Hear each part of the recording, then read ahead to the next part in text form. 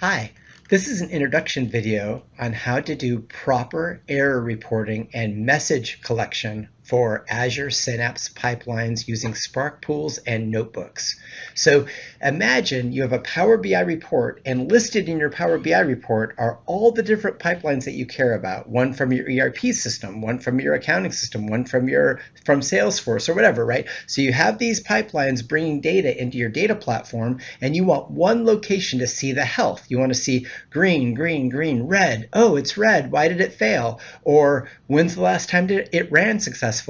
Or how many records it brought over. That information can be presented in a Power BI report so that anybody who has a vested interest in the health of the data can see how the data is running and if there are any problems and where to begin troubleshooting.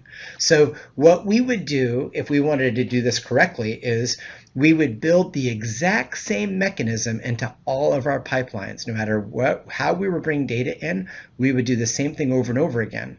Then we would send success and failure messages to Log Analytics, and then from there we would have Power BI pull those messages and then present them in a usable fashion. And that's what this video series is going to show. After this introduction, there will be 6 other videos. They will follow this list right here. We don't need to go over them now because right now they might not make much sense, but I promise you, if you stick around and you watch every video, it will make sense why we have to do each of these individual steps. And that's it. I really hope you find this series helpful and you stick around to watch all of them. Thanks.